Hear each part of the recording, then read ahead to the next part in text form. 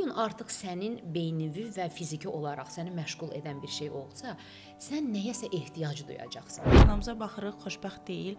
Deyirik biz mən elə olmayacağam. Tamamilə əks oluruq. Əslində eyni şey oluruq. Kişinin həyatında maddi çöküntü baş verəndə onu ilk tərk edən onun həyat yoldaşı, sevdiyi qadın olur. Başqa qadın modelini 100%. daşıya biləcək bir tərzə yetişməyiblər axı. Hardan bilsinlər ki, bu güclü qadını mən necə daşımalıyam? Nə qədər dilsiz olsan, bir gözün kör olsa, dilin nə qədər qısa olsa, o qədər əminamanlıq içində olacaqsan. Kişilər də qadınına sanki onun bir dostudur, iş yoldaşı kimi davranır, qadını kimi davranmır. Qadınların analıq etməklə qadınlıq etmək arasındakı o incə cizgini Sən hardan bunu bilirsən? sən bunu hardan? Ay bala, bunu gedib çöldə zaten başqası ilə yaşayırsan da, bunu gəl indi həyat yoldaşı ilə yaşa da. Bizim də özümüzə qarşı olan o hörmət və dəyərlərimizi qorumağımız çox önəmlidir. Və bunu artıq bilən bir qadın olaraq, əlbəttə mənim tələblərim olacaq. Əlbəttə mən nə istəyirəm onu ifadə eləyəcəm. Hardan bilirsən ki, mən indi səbr edirəm, bu səbrin nəticəsi bilirəm, yoxsa mən doğrudan da zamanımı boşa xərcləyirəm. Amma adam da deyir ki, sən mənə heç nə etməmisən. Sən ümumiyyətlə heç özün də heç nəsən kimisinə deyib alçaldır və burada münasibət pozulur. Və o anda sən başlasan həyəcan axtarmağa. Çünki həyəcan da nədir? Bizi həyatda saxlayan, diri tutan, sənə qadınlığı xatırladan, başa düşdün? Onlar da kimlər olur? Sən oğlumun dilini tuta bilmirsən, sən kişinin dilini tuta bilmirsən. Elə ki, onu əldə saxla. Bu harda kişi gördü ki, harda biləcək kişinin dilini?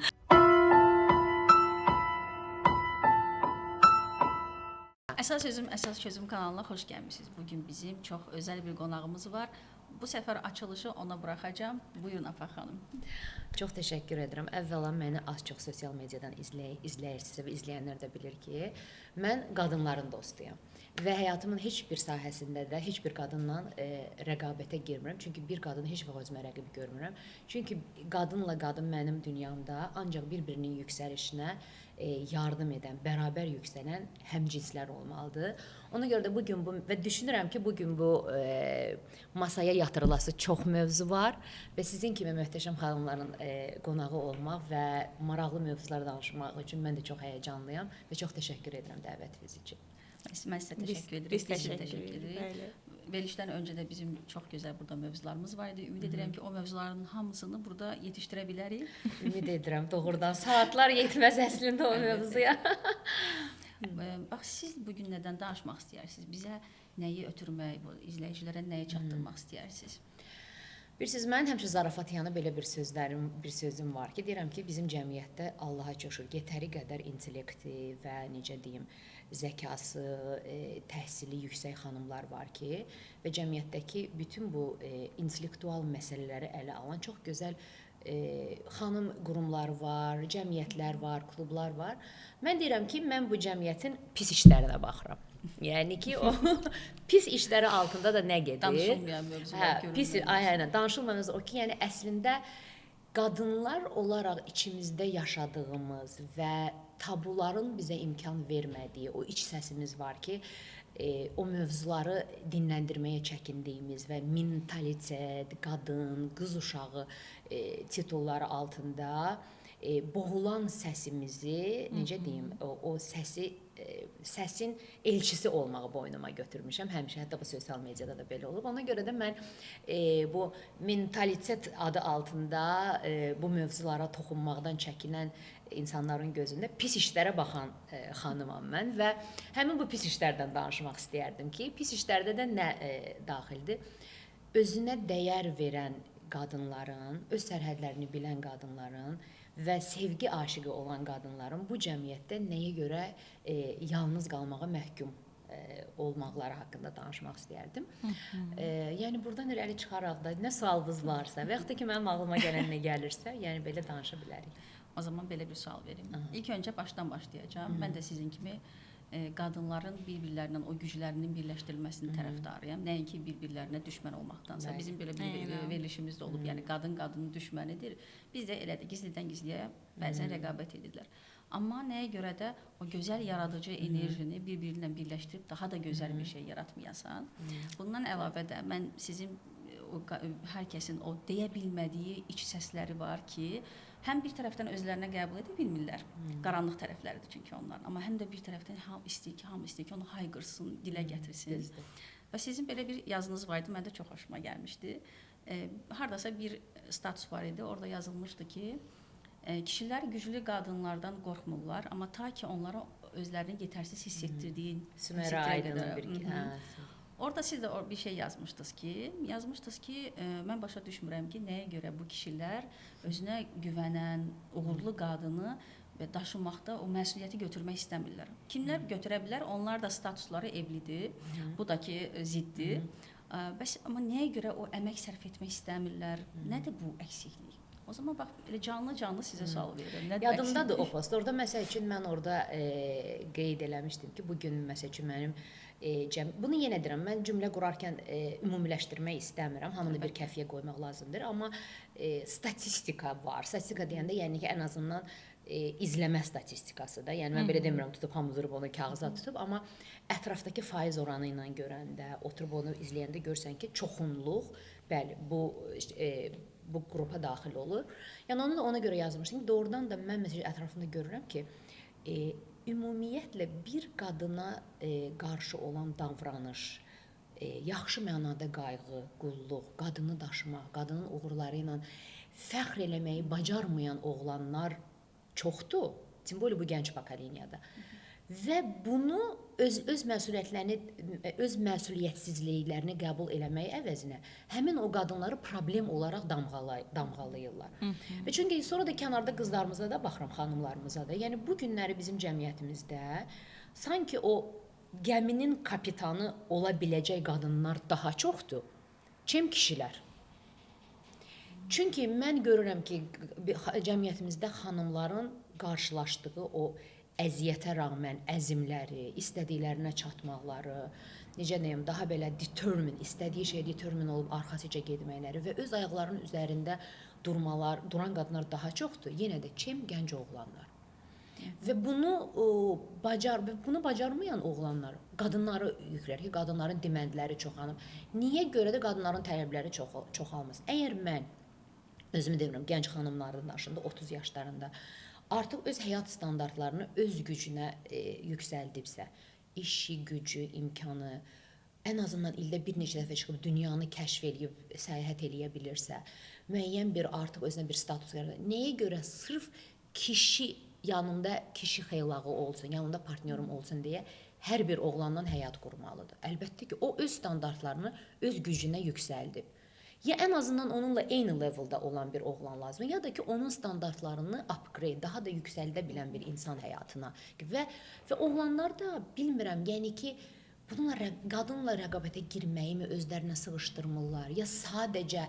Amma burada da oğlanları günahlandırmaq istəmirəm. Bunun da günahını yenə də məsuliyyətin özü, yəni daşımaq istəyirəm. Çünki bunu da biz qadınlar olaraq, ya dünyada cərəyan eləyən bir dalğanın mı qurbanları olduq, brainwash'un mu qurbanları olduq. Hamımız birdən biz qadınıq, içimizdəki gücü kəşf elədik. Hurray! Yəni ki, biz bunu eləyə bilərik və mən həmişə bunu hətta Amerikada belə bir mən qoşulmuşam da belə necə deyim, workshoplar falan filan. Orada da mikrofonu əlimə alıb demişəm ki, özü Amerika kimi bir cəmiyyət, hansı ki orada daha çox woman power'ın ən belə də yüksəldiyi bir cəmiyyətdə mən bir dəfə belə bir söhbət gedirdi ki, qurumlarda, korporativ qurumlarda seksizm nə qədərdir və qadınla kişi arasındakı qeyri-bərabərlik və bərabərlik haqqında yetəri qədər də bir çox belə yüksək sosial statusa sahib bir ortam idi. Mən də mikrofonu aldım, dedim ki, bəli dedim, mən bugün öz içimdəki gücü Amerikada yaşadığım həyatıma görə kəşf eləmişəm, özümü ifadə eləməkdir, qadın gücümü demək olar ki, burada əldə eləmişəm, entrepreneur olaraq, businesswoman olaraq, single ana olaraq Amerikaya köçüb və bütün çətinliklərin öhdəsindən. Bəli, burada mən özümü yenidən yaratdım. Amma dedim, eyni zamanda da qadın gücümün fərqinə vararaq da əslində bu cəmiyyətin kişiləri nə qədər zəiflətdiyini də görürəm.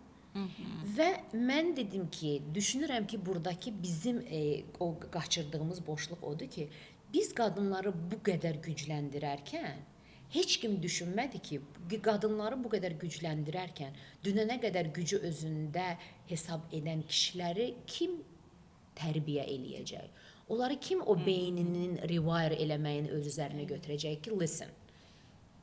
Sən yenə də qadınların öz güclərinin fərqinə varmağı o demək deyil ki, sən centlmenlikdən vaz keçməlisən.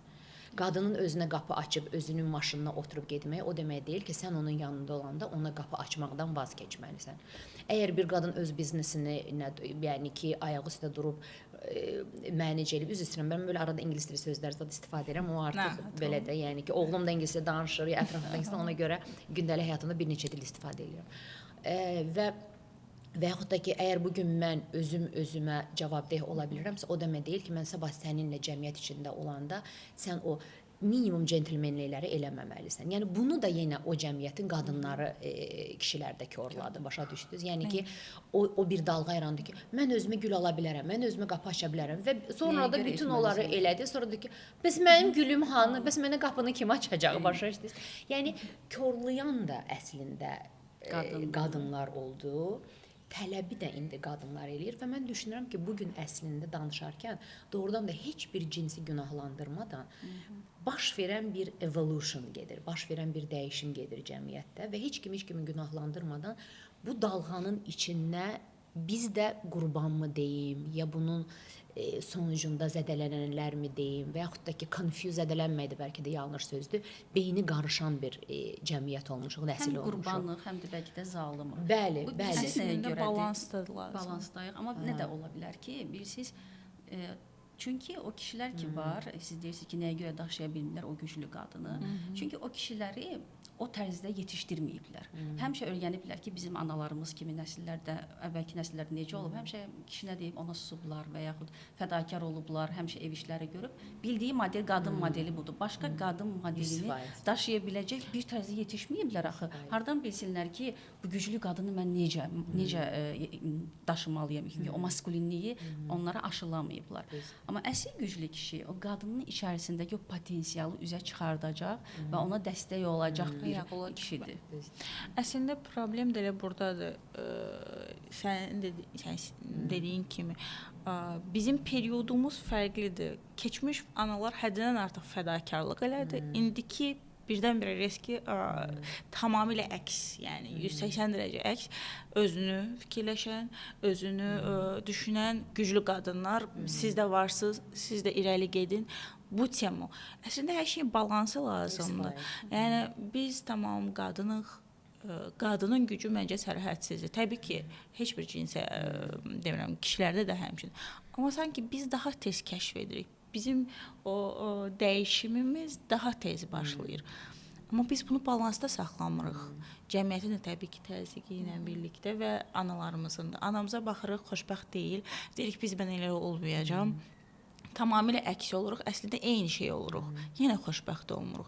Yenə tək yaşayarkən belə o deyirik ki, mən natamamam, hansısa bir boşluğum var və o kişilər onu da belə inandırmağa çalışır. Sən özünlə bütün olmalısan, sən özünlə xoşbəxt olandan sonra lələ, səsə, o da gələcəksən. Əslində bilirsiniz necədir? Mən bu sudan tək başına da bu sudan. Amma bu dəqiqə mən xoşbəxtəm. Yanımda möhtəşəm xanımlar, gözəl, özüm gözəl, sağlıqlı, yəni ki, qəşəng söhbət edir. Bəli, bu hal-hazırda. Amma gündəlik həyatında zövq aldığın şeyləri ruhən, emosional olaraq və chemistry olaraq, kimya olaraq uyğunlaşdığın bir adamla paylaşanda, mən həmişə ona bildirirəm ki, bu daha ləzzətli olur. Zaten ondan mən zövq alıram. Zaten mən həyatımdan məmnunam və şükran içindəyim. Amma onu mənimlə eyni frekansda olan qarşı cinslə və yaxud da ki, eyni cinslə də indi yəni artıq toleranslı cəmiyyəti paylaşanda o daha ləzzətli olur. Yəni artırır onu. Amma o da demək deyil ki, ay yox, mən özümlə bütün içimizdə mən özümlə bütünəm, mənim heç kimi. Xeyr, insan sosial varlıqdır. İnsanın nəfəsə ehtiyacı var. Və bayaq da sizin olsa deyirəm ki, balans. Niyə görə? Çünki cəmiyyət və dünya yeni dalğa qadınlara o qədər fokus oldu ki, yazıq kişiləri düşünən olmadı ki, yaxşı, sənin yaratmaq istədiyin bu yeni inancda, bu yeni proqramda bu kişinin funksiyası necə? Axı onları da biz confuse elədik beyinlər. İndi fikir verirsiniz ki, yavaş-yavaş dalğa dəyişir. İndi təzədən kişiləri belə pek çıxmasın, kişiləşdirməyə çalışırlar. Amma bunun da yenə balansı itəcəkdir. Nəsillə tamamilə əks forma gedir. Məncə bunun balansı itməyəcək. Məncə bu elə bil, bax dediyim kimi, bugün ailə qurumudur, münasibətlər hamısı bir evolutiondan, bir təkamüldən keçir. Mənə elə gəlir ki, artıq bu münasibətlərin yeni bir forması yaranacaq və xüsusilə AI, süni intellektin dünyayı bu qədər ələ aldığı bir mənə elə gəlir ki, dünyada bir zəmanədə təsəvvür eləyin ki, dünənə qədər bizim kişilərdən və kişilərin qadından ehtiyacı nə idi ki, mənə diqqət ver, mənə zaman ver. Onların da ən çox gətirdiyi bəhanə idi. İşim var, işim tökülüb qalıb, işim. Və bu günləri bütün o işləri artıq robotlar yavaş-yavaş əvəz eləməyə başlayır. Və insan da robot deyil, varlıqdır. Və bu gün artıq sənin beynivi və fiziki olaraq səni məşğul edən bir şey olsa, sən nəyəsə ehtiyac duyacaqsan və ehtiyac duyğun bir insan və xüsusilə hər şeyi AI artıq süni intellekt əldə eləyirsə, artıq elə bir zamanda gələcək ki, insanın insanla olan ünsiyyəti, emotional kontakt və essential və o hissi olaraq kontakt dünyada ən bahalı axtarılan bir servis olacaq. Və o anda bəlkə də qadın da kişi, bu mənim öz teoriyamda sözünüzü, özümün analizimdə belə oturub baxanda ki, və bəlkə də o anda artıq qadınlar və kişilər əslində biri-birini başa düşüb və o anda yaxınlaşmağa başlayır. Çünki bəlkə də bu sadəcə mənim fərziyyəmdir, fərqi də ola bilər, teoriyadır. Amma çox gözəl teoriya. Hə, amma yəni çünki sən məsəl üçün bu günləri AI hamının terapisti olub, AI hamının best friendi olub, AI hamının boyfriendi və girlfriendi olub. Çünki niyə görə? AI süni intellekt sənə rasional cavablar verir. Emosiyalardan kənar sənə dəqiq beynin sənə deyir, amma axı biz insanıq, biz emosional varız. AI mənə toxuna bilmir axı. AI mənim emosional o qarmanal çalxantılardan keçəndə yaşadıqlarımı AI mənə necə onu verə bilər? Çünki insan təmas təmas. Və işte o təmasın ehtiyacı olan bir zamana gələndə, onda bəlkə də bu gün materialistik dünyada bocalanan bu insanlar əslində emosional zənginliyin və emosional ehtiyacın nə olduğunu başa düşəcək. O da müəyyən bir evolyusiyanın, müəyyən bir təkamülün ortaya çıxardığı bir məhsul olacaq. Əslində indi də var, indi də deyir ki, siz dediyiniz o qadın modeli var ki, özümə gül aldım, mən ehtiyacım yoxdur. Əslində var. Onun içindəki o qəzəb hissidir ki, onu ona dedirdir. Çünki o istədiyi tipdə o kişi yoxdur ki, onu ona versin, özünü elə xoşbəxt hiss edir. Amma bu xoşbəxtlik deyil. Çünki bir qadın, bir kişi yaşamın təməli budur ki, bir qadınla bir kişi bir yerdə olmalıdır. Yəni tək insan sosial varlıqdır, tək bu həyatda baş edə bilməz. Amma bayaq siz dediyiniz o AI ilə bir yerdə, məsələn, AI gələcək, yüklərimizi azaldacaq, biz daha rahat olacaq, bəlkə qadınlara zaman ayıracaq. O zaman da bizim yetinə bilməmə hissimiz oyanacaq. Nəyə görə? Məsələn, o zaman belə idi ki, dəyər, bax, kişi bu qədər iş görür, o işlərin nəzdində mənə zaman ayırır, vaxt verir, bu onu dəyər olaraq görürdü ki, mənə nə qədər dəyər verir. İndi onun dəyər algısı nə olacaq o zaman? Kişinin özəxə bizdə istər-istəməz hardan baxırsansa, kişi finans və maddi olaraq gəlirlidirsə, güclüdürsə, o bizi daha da şey eləyirdi. Yəni işte benim erkeğim falan. Amma kişinin orada məsələn deyir ki, keçən dəfə yenə Süməra Aydın dəhşət o xanım çox belə möhtəşəmdir. Hə, o deyir ki, kişinin həyatında maddi çöküntü baş verəndə onu ilk tərk edən onun həyat yoldaşı, sevdiyi qadın olur. Və bu doğrudan da düzdür statistikalara görə. Hə. Nəyə görə? Çünki kişi özü maddi olaraq zəifləyəndə qadın onu ilk öncə, sən pulun yoxdur. Yəni onu sevən qadın, sənin pulun yoxdur, mən səni tərk edirəm, eləmir. Kişi öz zəifliyini örtmək üçün başlayır bütün günahların bədəlini həmin həyat yoldaşına ödətməyə, ondan çıxmağa, acığını, öz günahını, öz zəifliyini sanki. Hərçənd ki, bir çox qadın əminəm ki, həmin o kişinin yanında verdiyi illəri bir şeyin, yəni ki, artıq sən pulun yoxdur, artıq sən məni ora apara bilmirsən deyə deyil. Qadın inanıram ki, sevdiyi kişinin yanında o mübarizəni sona qədər verir və kömək də eləmək istəyir. Amma kişinin egosu o qədər güclüdür, egosu o qədər yuxarı. O köməyi zəiflik kimi, aha, indi mən sənə möhtacam, indi sən məni zəifsən deyə, məni gözündə acizəm deyə ona kömək eləmək istəyən qadını da yanından uzaqlaşdırır. Qadın da bir yerə qədər, iki yerə ki, mən başa düşmədim, mən özümdən verdikcə daha da qiymətsizləşirəmsə, mən bunu niyə özümə eləməliyəm ki? Və xüsusilə də artıq özünə güvənən bir qadın varsa, potensialının fərqində olan bir qadın varsa və görür ki, yanındakı insanın işıqsızlığı onun işığını da almaq istəyirsə, niyə görə qadın ona? Və bir də ki, mənim məsəl üçün belə məsələlərdə o qədər bu biraz belə həssas mövzudur ki, çünki təəssüf ki, bizim beynimizdə nələri saxlayır, ətrafımızda baş verənləri, nə qədər öz daxili potensialımıza amma yanımızda baş verən experiencelər və təcrübələr də vardır.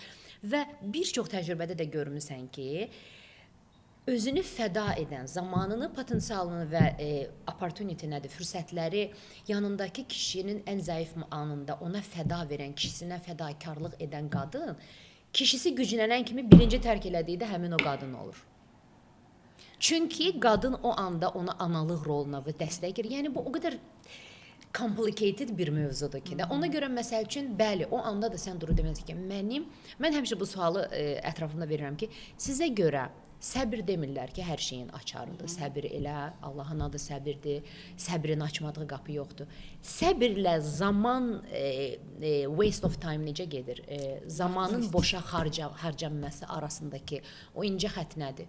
Hardan bilirsən ki, mən indi səbir edirəm, bu səbrin nəticəsi bilirəm. Yoxsa mən doğrudan da zamanımı boşa xərcləyirəm. Bax, onun arasındakı o qızıl xətt nədir? Burada dəyərlər ortaya girir. Artıq sənin dəyər verdiyin insan. Sən bu görsən ki, bu insanda bəli, mən dəyər verdim, bu xüsusiyyətlər var, bəli. Amma münasibət nədir? Həm yaxşı gündə, həm pis gündə yanında ola bilməkdir. İlk pis günündə mən onu tərk edirəm. Yəni ilk pis günündə belə deyək, özünü pis dövrdən keçir bu kişi. Və sənə də ola bilər, bunu yansıda bilər. Və sənin o verdiyin o dəyərlər, onda sevdiyin, onda daha öncə hörmət etdiyin, heyran olduğun dəyərlər o pis dövrdə sənə yansıtdığında hara getdi bəs onlar? O zaman ki, o zaman o səbrə keçir. Amma o zaman ki, vaxt itkisidir, artıq aranızda heç bir dəyər yoxdur.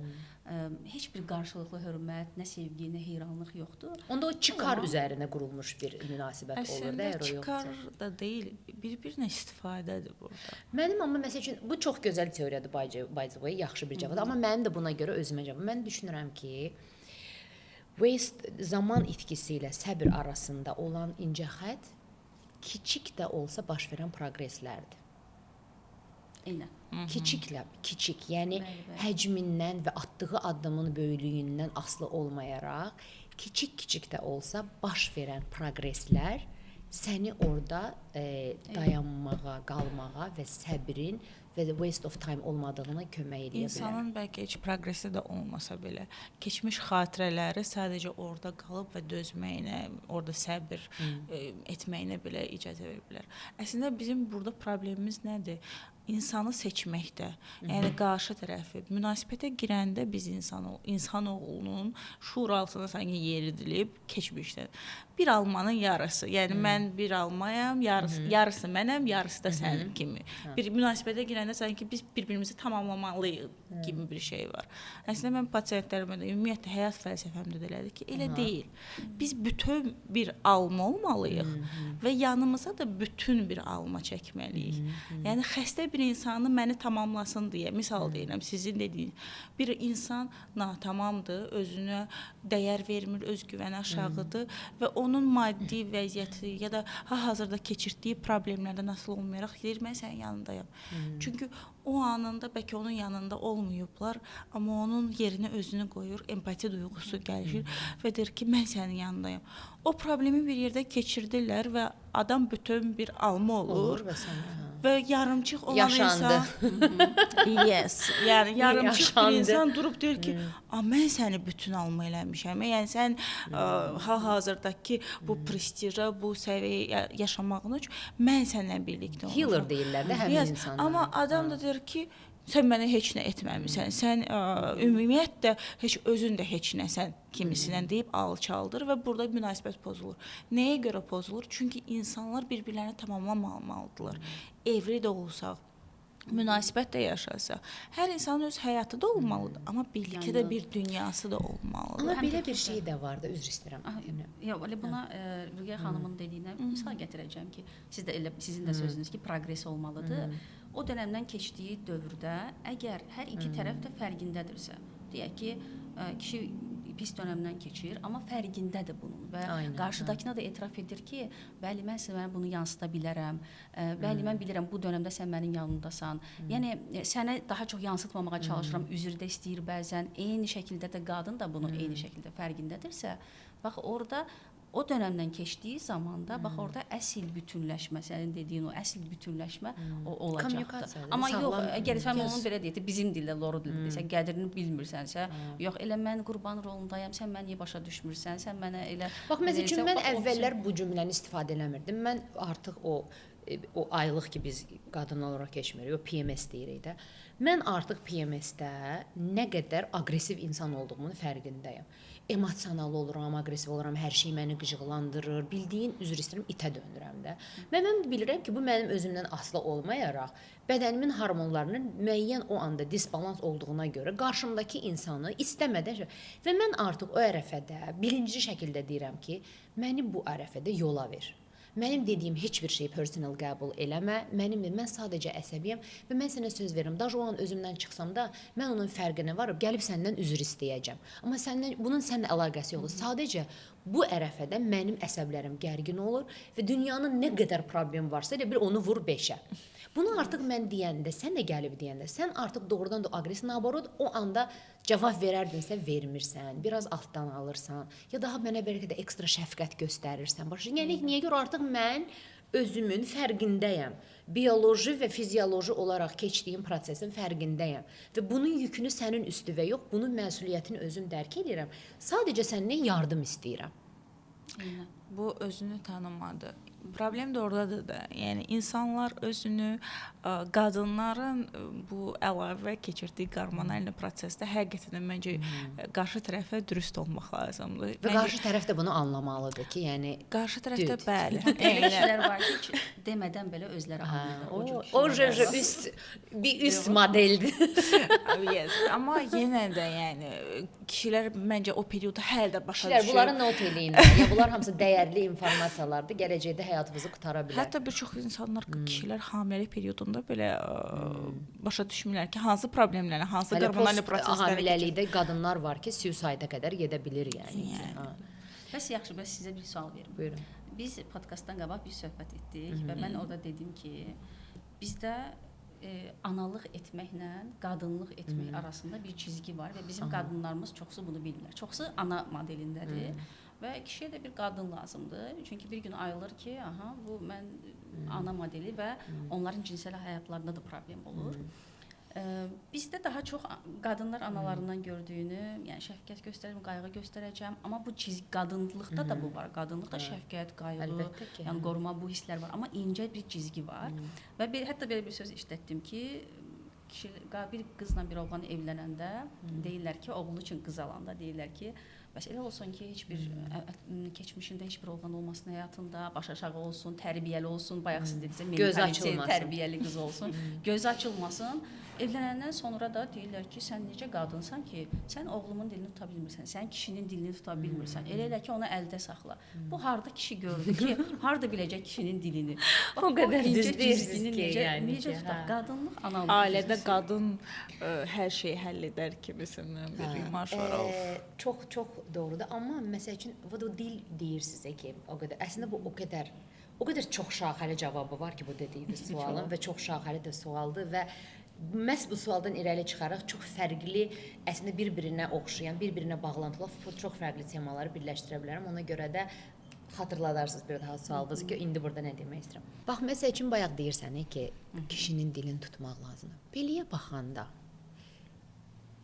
keçmiş köhnə nəslin qadınlarına baxanda heç onlar dil tutublu, dillərin açıb nə isə deyiblər ki, onların dilini bilmək onların beynində əslində nə qədər dilsiz olsan, bir gözün kör olsa, dilin nə qədər qısa olsa, o qədər əmin-amanlıq içində olacaqsan.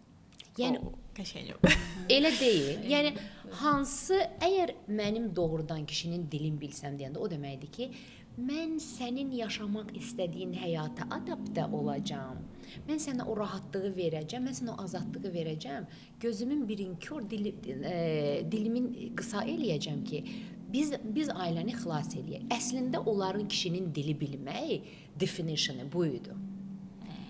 Və indiki zamanında, sonra belə bir deyim də var, qızın nə qədər gözü açılsa, o qədər yaxşıdır. Əslində ailəni uzun ömürlü eləmək üçün bu ən asan və ən safe yoldur. Düz deyirlər. Bunu kəsib orada ilə verməyin. Afa xanım deyir ki, qızın gözü nə qədər bağlı olsa o qədər yaxşıdır. Yox, amma bu kişilərə evliliyi və münasibəti ən asan şəkildə və minimum məsuliyyətlə davam elətdirmək üçün ideal qız formasıdır. Niyə görə? Çünki İnsanın gözünə vaxt açılır. Sən daha çox təcrübə yaşadıqca, daha çox insan tanıdıqca, daha çox yer gördükcə, daha çox mədəniyyət gördükcə. Məsəl üçün mən Amerikada yaşadığım müddətdə Amerikanın mənə qatdığı ən böyük şeylərdən biri oldu ki, mən insan qınamağı dayandırdım. Azərbaycan kimi bir cəmiyyətdə bizdə hamı bir-birini qınayır, hamı da hər şey eləyir, hamı da yenə bir-birini qınayır. Mən məsəl üçün o qədər insan, irq, culture, mədəniyyət, community-lər gördüm ki, başa düşdüm ki, bu qədər seçim, özünə seçim haqq edən bir dünyada mən kiməm ki, kimisə hansı bir seçiminə görə qınayım. Mən məsəl üçün bu dəqiqə bəlkə də çevrəmdəki ən az insanları cac eləyən insanlardan bilirəm qınayım. Çünki başa düşürəm ki, sən özünü onun o necə deyim, yerinə qoymayana qədər sən başa düşə bilməzsən ki, o nə yaşır və sənin haqqın yoxdur ki, kimisə hansı seçiminə görə qınayasan. Və bu da mənə nədən gəlir? Təcrübədən, gördüklərimdən, yaşadıqlarımdan, başa düşdünüz? Və bunları və mən görüb yaşadıqca da əslində necə afaq olmaq istəyirəm, hansı cürə geyinmək istəyirəm, necə insanlarla olmaq istəyirəm, özümü necə ifadə eləmək istəyimi də mən yaratdım, elə deyil. Və bunu artıq bilən bir qadın olaraq, əlbəttə mənim tələblərim olacaq, əlbəttə mən nə istəyirəm onu ifadə eləyəcəm, əlbəttə mənim öz seçimlərim olacaq və necə olur? Mənim günün sonunda gözüm açılır. Gözü açılan bir qadını da Azərbaycan cəmiyyətində kişi nə qədər özünə güvənən, cəsarətli və gözü açılmış və bu qədər təcrübələrdən keçmiş bir xanımla bu həyatı dolu-dolu yaşamağa staminası olan bir kişi ola bilər ki, bundan zövq alaraq yaşasın gözü açılmış xanımla. Çünki gözü açılmamış xanım səndən az şey tələb eləyəcək, başı da belə az təcrübə görüb və sənə o məsuliyyət, o cürə evliliyi, o cürə münasibəti daşımaq o qədər asan olacaq ki, çünki sən o təcrübələri yaşayırsan və gözü açılmağın nə olduğunu bilirsən. Amma bəlkə də, okey, deyirəm, yəni staminası, cəsarəti bir də ki, doğrudan da bu həyatı mən düşünürəm ki, bu mənim yəni ki, motomdur da, bu həyatı cəsarəti olan insan yaşaya bilir. Çünki həyat, mən demirəm, cahil cəsarəti demirəm. Yəni ki, mən cəsarətliyəm, başım hara gedir, vurum. Yox.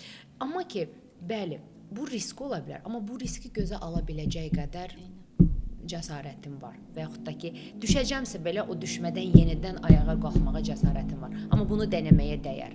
Çünki mən şəxsən öz adıma deyirəm. Mən həyatı dolu-dolu, həyəcanla, macərayla yaşaya bilirəm. Ona görə mən deyirəm ki, mən evlilik adamı deyiləm. Əslində həyatdakı o cəsarət sizin elə ruhunuzdan gəlir ki, yəni cəsarət dediyiniz kimi o kör-körənə dəli cəsarəti deyil. Cahil cəsarəti deyil. Eynən. Gördüklərinizdən təcrübə. Mən bunu qaldıra biləcəm. Yəni insanlar var heç münasibətə girmir ki, mən səhv eləyirəm, bir də məni xəyanət eləyər, bir də mənə nəsə olar kimisinə bir münasibətə belə addım atmırlar ki, mənim rəfiqəmin, ya da mənim mamamın başına bunu. Bu, yəni həyatı yaşamamaqdır. Səhv etməmək üçün yaşamamaqdır. Həyatı dolu-dolu yaşamaq. Ən böyük cəsarət hər şeyə rəğmən yenidən sevilməyi seçməkdir. Sevilməyi seçməkdir. Bax, bayaq dediyim, amma sual verdim ki, siz dediniz, xatırladım. Qadınların analıq etməklə qadınlıq etmək arasındakı o incə cizgi nədir? Baxın, necə qadınlıq Siz etsinlər? mənim feta və kəviyyar teoriyamı bilirsiniz, yoxsa yox? Bir daha söyləyin, hamı bilsin. Bir yerdə Siz bunu hər yerdə bəlkə deyirsən. Mənim belə bir teoriyam var, feta və kəviyyar. Kəviyyar da bildiyiniz qara ikradır da. Yenə deyirəm, bunu istəyirsiniz əlavə eləyərsiniz, sistemə eləməzsiniz. Əslində mən çoxdan izləyən insanlar bu teoriyama bələddir. Bu da özümdən uydurduğum bir şeydir və bu iki produkt məhsul qidadır, mənim çox sevdiyim qidadır. Bizim hamımızın, simbol Azərbaycanlı olaraq bir motal pendiri backgroundundan gələn, hamımızın evində bir ağ pendir olmalıdır. Və ağ pendir necə bir məhsuldur? Ağ pendir asandır, ucuzdur, elə də baha deyil və asan tapıla bilən, əl çatılan bir məhsuldur. Və ağ pendir bizim xaladenikimizdə olan comfort food sayılır. Comfort food nədir? Yəni, gəldim, acıdım, evdə bu dəqiqə yemək yoxdur, acınıram, ağ pendiri salata qatacaqsan, çörəyin üstünə qoyacaqsan, buterbrod edəcəksən, yeyəcəksən. Və ağ pendiri hər yeməkdən də olmasa da yeyirik, elə deyil. Bir də qara ikra var, qara kürü var, hansı ki bahalıdır. Heç kim qara ikranı qarnının doyması üçün yemir. Əl çatanda deyil, qəşəng qara ikra elə deyil və qara ikranı sadəcə heç kim ağ pendiri çəkib Instagrama qoymur məsəl üçün. Amma lüboy insan harda qara ikra görür, biraz krakerin üstündə çox gözəl glass of şampeynlə risovkalıq eləmək istəyir. Hardasa çəkir Instagrama qoyur. Onu yeyəndə özünə belə bir luxury, I am someone else hesab eləyir. Niyə görə? Onun çünki bir sənə hiss elətdirdiyi və artıq bir insanlar tərəfindən qəbul edən bir imajı var, elə deyil. Mənə elə gəlir ki, partnyorluq da həyatda qara ikra ilə ağ pendir arasında olan bir balansdır. Necə? I know, it's weird, but this is my theory. Əgər sən həyatın keşməkeşlərini, çətinliklərini dərk eləyən və həyat sadəcə rəqs və seksdən ibarət olmadığını bilən bir insansansa, başa düşürsən ki, sənə bu keşməkeşli həyatda sənə doğrudan da komfort zonası, sənə rahatlıq verən bir partnyor lazımdır ki, əgər sən dünyaya uşaq gətirmək istəyirsənsə, sənə yaxşı ata namizədi lazımdır. Əgər sən bütün ailənin yükünü üzərinə götürmək istəməyən qadın olmaq istəyirsənsə, sənə doğrudan da ağır günlərində sənə orada çiyin verə bilən bir kişi lazımdır, başa düşdünüz? Yəni, sənin komfort zonana ehtiyacı var. Və bu komfort zonada bu həmin o feta, ağ pendir kateqoriyası kişilər. Bu onun ucuzluq demək deyil. Bu o deməkdir ki, o mənim komfort zonamdır. Yəni ki, mənim maşınım yolun ortasında sınanda, bizdə xidmətə kim gəlir? Məsələn, Amerikada AAA deyirlər də, məsəl üçün. O gəlməmişdən əvvəl həmin o mənə komfort zonasını yaradan oğlan orada olacaq və məni evə göndərəcək, qalan hər şeylə məşğul olacaq. Mənim işdə hansısa bir problem varsa, mən gələcəm, ağlayacaq və o çiynini mənə orada göstərəcək və bu komfort zonu. Və bəzən də təəssüf ki, yaradılış olaraq biz komfortdan çox bezən və qiymət bilməyən varlıqlara çevrilirik. Hər şey sənə rahatdır, hər şey komfortdur, hər şey əlinin altındadır. Amma guess what? Həyəcanın yoxdur. Və həyəcansızlıq sənə o komfortu bir müddət sonra gözündə dəyərsizləşdirir. Və hətta ki, çox rahatdır da, başa düşürsən. Və o anda sən başlayırsan həyəcan axtarmağa. Çünki həyəcan da nədir? Bizi həyatda saxlayan, diri tutan, sənə qadınlığı xatırladan, başa düşürsən.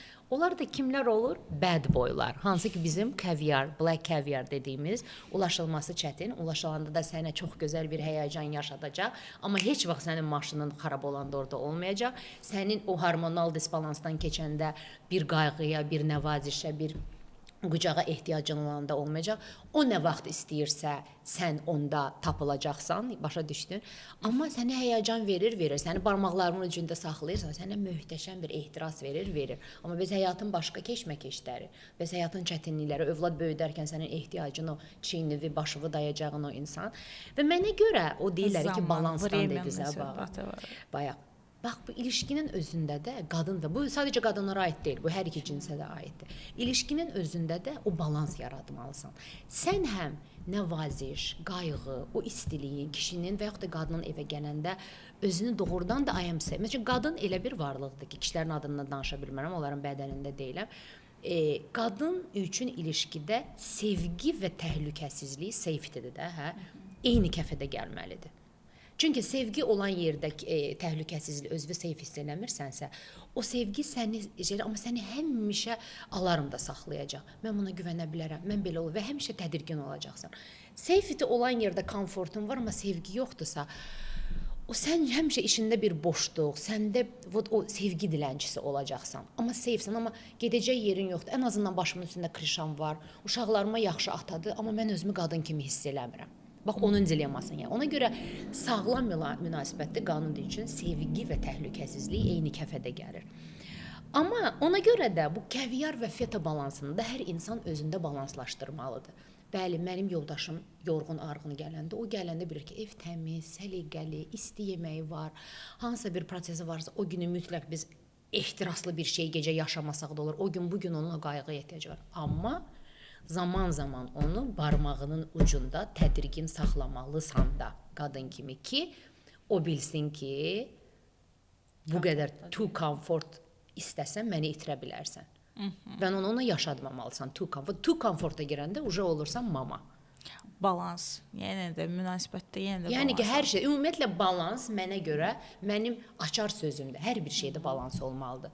Yediyin yeməkdə də, elədiyin idmanda da, münasibətdə də. Balans boundary deməkdir, balans sərhəd deməkdir, balans özünü tanımaq deməkdir, ehtiyaclarını bilmək deməkdir.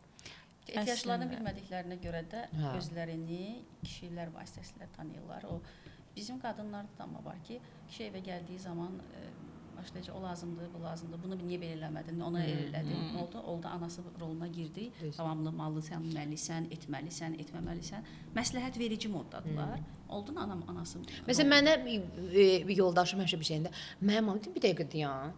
Sənin maman sənin mamandır. Mən sənə demişəm ki, mən sənin mamanam. Mən sən mama ilə müqayisə eləmə. Mən səndən mamalıq eləyəcək 2 dənə övladım var. Mən sənin anan deyiləm və məni də ən son həyatında müqayisə elə. Amma belə ananı istəyirsən, get onda anovun yanında otur. Mən sənin arvadınam. Kişilərdə də var, amma kişilərdə qadınına sanki onun bir dostudur, iş yoldaşı kimi davranır, qadını kimi davranmır. O da gələcək. Amma qadını kimi çöldəkində var. Onunla hər həyəcanı yaşayır, hər şey. Və maraqlısı da odur ki, çox maraqlı. Bu evdə uşaqlarımın anası adı ilə aldığı o qadın deyək ki, məsələn, sakit-sakit otur, deyir, okey də. Mən özümü indi Allaha şükür internet var, hər şey var. Mən indi evdə oturumu özümə inkişaf elətdirim. O bayaq deyirsən, sonra ki, qadının deyir. Mən kişimə qoy bir həyəcan yaşadım. Ona indi gəlib o həyəcan yaşadır ki, sən hardan bunu bilirsən? sən bunu hardan? Ay bala, bunu gedib çöldə zaten başqası ilə yaşayırsan da. Bunu gəl indi həyat yoldaşı ilə yaşa da. Məsələn, bir çox kişi Azərbaycan deyir ki, evdəki xanım mənim başımın tacıdır. Başımın tacıdır. Tacının içində bilirsən nə var? O mənim uşaqlarımın anasıdır. O toxunulmazdır. Ona məndən başqa heç kim baxa bilməz.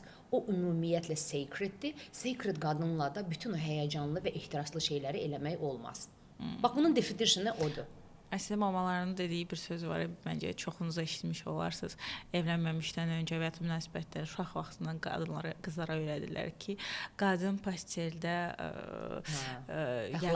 əxlaqsız qadın, bəli, evdə mama, çöldə xanım, xatın və uşaqların da anası. Yaxşı, bunu bütün rollara biz qadınlar girdik. Kişi nə olur mən? Kişinin burada hazı. Əslində bu da məsələdir ki, qarşıdakı o oğlanı da biz böyüdürük. Yəni o kişini də biz analıq eləyirik. O zaman o kişi də sizin dediyiniz kimi o qadını həyəcanlandıra bilsə, o pasteldə də eynən. Və o teoriyanızı çox bəyəndim. Əslində danışanda fikirləşdim ki, bəlkə İnyan teoriyasından eləmisiniz. Çünki pendir əl çatandır. Hər İnyan teoriyası tamamilə təbii ki, fərqlidir. Amma danışdıqca yəni dediklərinizdən bu irəli gəlir ki, yəni bu insan da mənə onu yaşatmalı. Yəni qadın çətinliyi yox. O həyatdakı əslində bayaqları bir cümlə istifadə elədim. Mən dedim ki, bayaq biz danışmışdan əvvəl.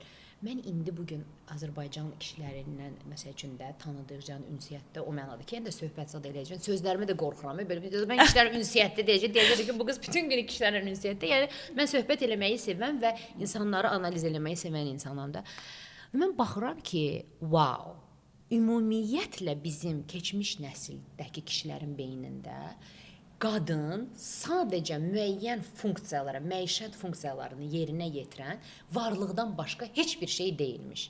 Yəni ki, kişilər həyatı özlərini bu qədər kəşf etməklə məşğul olarkən, qadından belli gözlənilən beklentilər var imiş. Evin içdə təmizliyi, qidası, uşaqların baxılması və məni ən çox razdırıcı edən kişi hər hərəkəti gedəcək, çöldə eləyəcək, kişinin qeyrətini amma qadın çəkəcək. Ona görə də bu cəmiyyətdə kişilər hər istədiyi şeyi eləyir. Axırda da qeyrəti çəkən mələklər biz olmalıyıq. Like hello, like niyə? Amma mən sorry də kişilər, yəni dedim sizi biraz bugün sizin də dediyiniz kimi əslində məncə dəyişəcək bu teoriya və zamanla da həqiqətən də xanımlar bir çox şeylərdə artıq öz iradlarını və istəklərini bilirlər, amma hər şeydə bir balans lazımdır. Yəni maksimum ya da minimum yaşaya bilmərik. Hə, mən maksimum azadam, heç yoldaşım, yəni o deyil. Bizim də özümüzə qarşı olan o hörmət və dəyərlərimizi qorumağımız çox önəmlidir. Sadəcə hə mən ya da Qurban teoriyasında elə xanım dedik. Hə mən sən nə desən odur, istəyirsən başqa həyatda yaşa, amma mən birinci iki dəfə həyat quranda yoldaşıma dedim ki, mən bir şey yadında saxla. Mən həyat yoldaşı olacağam, amma traditional, sənin bildiyin ənənəvi həyat yoldaşı olmayacağam. Mən dolma bişirə bilirəm, amma mən sənin dolma bişirən həyat yoldaşın olmayacağam. Dolmanı ayda ildə bir dəfə bişirəcəm. Amma bütün günü oturub sənin orada dolma bükməyəcəm, yəni ki, çünki ondan daha gözəl və maraqlı şeylər bərabər yaşaya bilərik. Başa düşdünüz? Yəni ki, bu odur da, yəni feta və kaviar balansı. Bir də ki, mən sizə bir dənə onu burada deyim ki, məsəl üçün bəli, niyə görə biz bir ara güc axtarırdıq? Niyə görə? Çünki biz elə bir cəmiyyətdə formalaşmış qadınlar. Bir başa düşürdük ki, bax, kişilər güclüdür, kişilər daha hegemondular, daha dominantdılar, daha çoxlar vəzifədə oturanda onlar istədiklərini həyata keçirə bilər. Demək mən də güclü qadın olmalıyam da, maddi güclü. Bir də ki onu da deyim ki, heç maddiyatsız heç bir güc işə yaramır sözün düzü. Çünki bir qadın doğrudan da bu gün xəyallarını həyata keçirmək istəyirsə, maddi sərbəstliyi olmalıdır. Əlbəttə onun miqdarı var, kimin xəyalları nə qədərdirsə, nə qədər həcmdədir, amma maddi sərbəstlik də nədən gəlir? Təhsildən, dünya görüşündən, təcrübədən. Çox da ekstra book smart olmaya bilərsən, amma yaşadığın təcrübələr, personality-ndəki olan o Allahın səndə yaratdığı şeyləri istifadə edib yenə də maddi gücünü tənzimləyə bilərsən. Bu da burada bir haşiyə olsun. Amma niyə görə güclü olmaq? Çünki ətrafımızdakı sözünü və həyatını yaşayan dominant kesim kişilər idi, güc onlarda idi və ona görə biz hamımız bir güclü bir qadın obrazına çıxır. Bütün o stejləri keçəndən sonra şəxsən mən Afaq bu gün başa düşmüşəm ki və bu gün o yəni ki də mərhələdəyəm ki, nə gözəl. Nə gözəl ki, içimdəki, daxilimdəki bu gücü kəşf eləmək kimi Allah mənə bir şans verib. Başqa ölkədə yaşamışam, özümü kəşf eləməyə imkan verib, səsimi indi daha necə özümü ifadə eləməliyəm bilirəm. Amma indi başa düşmüşəm ki, yox. Əslində mən bu gücün fərqində olub bunu barbar bağırmağıma ehtiyac yoxdur. Nə gözəl. Bunun fərqindəyəm, bunu özüm bilirəm, amma bunu bir kişinin yanında isbat eləmək kimi bir öhdəliyim yoxdur. Yeri gəlsə ehtiyac da yoxdur. Yeri gəlsə lazım da deyil, hələ ehtiyaclardan əlavə. Və mən bu gün başa düşmüşəm ki, əslində bir qadın olaraq özümü dərk edib və qəbul eləmək elə ən böyük gözəl gücdür. Və bunu bəlkə də bir wrap-up kimi də əlavə eləyə bilərsiniz. Və mən başa düşmüşəm ki, əslində bir qadının özünə arzu elədiyi ən gözəl həyat zərafətli həyatdır. Doğrudur. Çox gözəl. Çünki zərafət sözünün əgər biz açıqlamasına girsən, ancaq sevgi, imkan, içindəki rahatlıq, beynindəki rahat olan bir qadın, zərafətli qadın ola bilər. Sən zaten zərafəti manifest eləsən, onun içində hər şey var. Və mənim də arzum odur ki, Allah bunun fərqində olan qadınlara elə bir kişi, elə bir partnyor qismət eləsin ki, o qadınlar haqq etdikləri tam zərafəti yaşaya bilsinlər. Doğrudur. Yəni sizin dediyiniz qadın modeli özü ilə barışıq olan, bütün hər şeylə barışıq olan qadınlar zaten güclüdürlər və bir qadın kim ki güclüdür, əsl güclü olanlar. Onlar səssiz olurlar. Hansı ki bayaq siz dediyiniz o gücünü ortaya qoymaq istəyən, bu biraz etiraz da kişilərə. Hayqırır ki, bax mən də güclüyəm. Əsl güclü o deyil əslində. Bəli.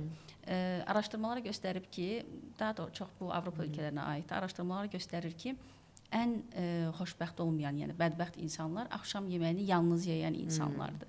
Düzdür, bizim cəmiyyətdə biraz o, biz hər şey bir şey tapırıq, emosional vardır. Amma yenə də nəyə görə yanında partner olmasın? Ona görə qadınlara demək istəyirəm ki, kişiləri alçaltmayın, kənarlaşdırmayın. Sizin onlara ehtiyacınız var əslində, eyni ilə də kişilərin.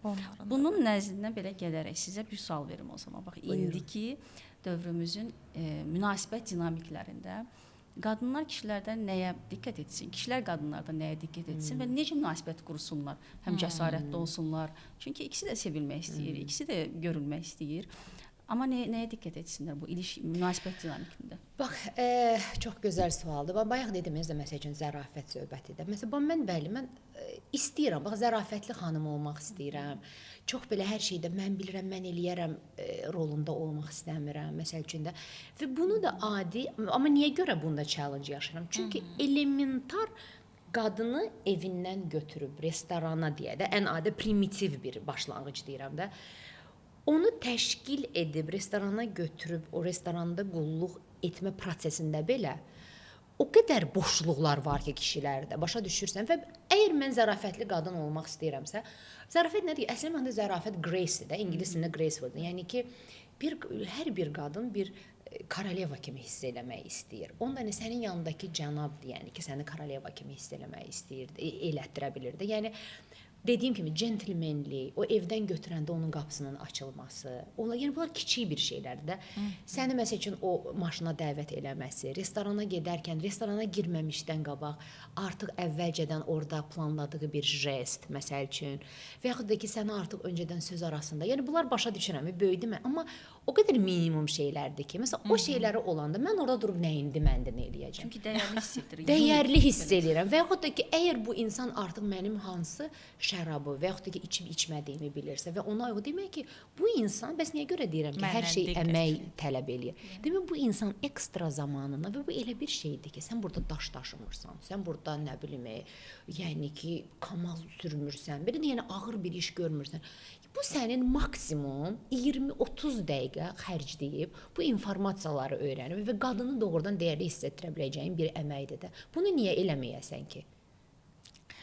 Və bu məsəl üçün bu diqqət və yaxud da ki, gəldi o restorandakı davranışı olsun və yaxud da ki, bir adidə məsəl üçün bir çörək ekranı onun üstünə qoymaq və yaxud da ki, ekran çox göynən getməyək də, yaxşı hansısa bir şey. Onu əvvəlcədən ona yaxıb sənin tarelkana qoymaq. Məsələn, onu sən yeməsən belə, amma onu düşünür, bilirsən ki, artıq bunun sənə olan diqqət. Və o anda mənə elə ki, dünyanın ən qatı qadını belə yumşala bilər yəni Bu ki. dediyiniz jestlər kiçik görsənsə belə çox böyükdür kişilər üçün. Çünki onların dünyası, təbii ki, mən kişi deyiləm, mən qadınam, amma bildiklərimdən, ətrafımın pasientlərimdən. Kişilər daha çox ona deyilsin və edilsin deyə bir proqramdadılar. Onu deməyəcək. Bayzəvə, gələndə mən qapımı açarsan ha, yaxşı.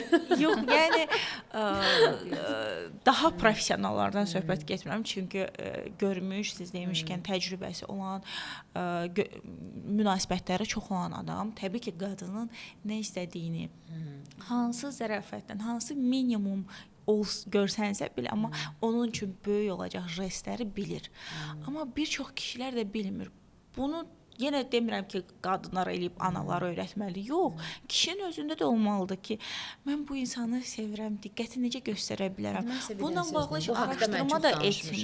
Elə kişilərin özü ilə də. Bir də buradan bir şey də ayırmaq istəyirəm. Biz biraz burada oturub çox belə ideal dünyadakı qadınların problemləri kimi səslənirik. Həyatımızda, cəmiyyətimizdə elə qadınlar var ki, onların gündəlik yaşadığı əziyyət, övladlarını qorumaq üçün çəkdikləri zülm, burada mənəvi var, burada fiziki şiddət var, mənəvi şiddət var. Yəni biz biraz burada oturub belə necə deyim, o ərköyün cəmiyyətin, ərköyün xanımları kimi mən səslənmək istəmirəm. Çünki ətrafımızda və cəmiyyətimizdə elə qadınlar var ki, onların qarşısında yaşadıkları və dözdükləri uşaqları üçün, övladları üçün, ailə üçün baş ailəsi xanımlar var. Yəni bizim onlara da mən bu günləri çox primitiv səslənə bilərəm. Gəldi maşınımı açdı, mən elə yox. Yəni ki daha böyük problemləri olan qadınlar var ki, onlara doğrudan onların o çətinlikləri ilə çiyin-çiyinə gələ biləcək kişilərə ehtiyacı var. Məsuliyyət, onu dərk eləyən, qadının fərqinə varan, qadının evdə çəkdiyi əziyyətin fərqinə varıb,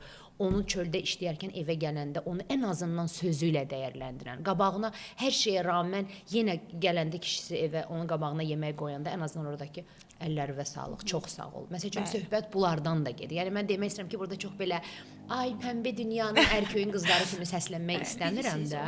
Əslində o kişilər ki var, bayaq siz dediniz ki, bu kiçik şey detalları edə bilən kişilərlə qapını açdı, mənə bir diqqət göstərdi. Mən deyim ki, var elə kişilər.